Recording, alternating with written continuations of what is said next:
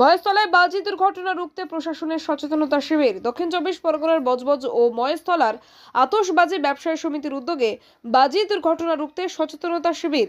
Maheshtala Batanagar techno engineering কলেজে সচেতনতা শিবিরের শুভ উদ্বোধন অনুষ্ঠানে ছিলেন আইএনটিইউসির সহ সভাপতি শক্তিপদ মণ্ডল, জয়েন্ট চিফ ইন্সপেক্টর, ফ্যাক্টরি ডিপার্টমেন্টের বিভিন্ন অফিসার, বজবজ 1 পঞ্চায়েত সমিতির সভাপতি কানাইলাল দাস, বাজি সমিতির সম্পাদক সুখদেব লস্কর, মন্টু ইকবাল সহ বাজি তৈরি ও বিক্রির সাথে জড়িত থাকা মানুষদের সঙ্গে নিয়ে চলে প্রশাসনের সচেতনতা শিবির, যাতে কোনো দুর্ঘটনা না ঘটে।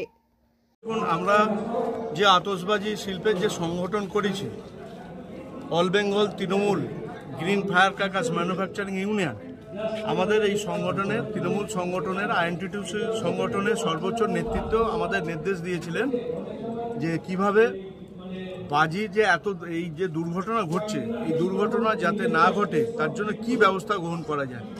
তখন সেইটার কে পদক্ষেপ করে যাতে না পরবর্তীকালে কোনো আতশবাজি শিল্পের কোনো দুর্ঘটনা না ঘটে, তার জন্যই সেফটি অ্যাওয়ারনেস প্রোগ্রামটা আমরা করেছিলাম।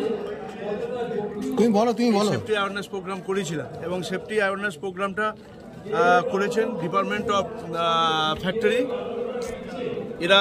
এদের ইন্সপেক্টররা এই অনুষ্ঠানটা করেছে এবং অদূর ভবিষ্যতে যাতে আতশবাজি শিল্পে কোনো দুর্ঘটনা না ঘটে সেটাকে লক্ষ্য রেখেই আমরা করেছি। এবং এটা আজকে আমাদের শুভ উদ্বোধন হলো মহেশতলায় টেকনো ইন্টারন্যাশনাল বাটানগর ইঞ্জিনিয়ারিং কলেজে।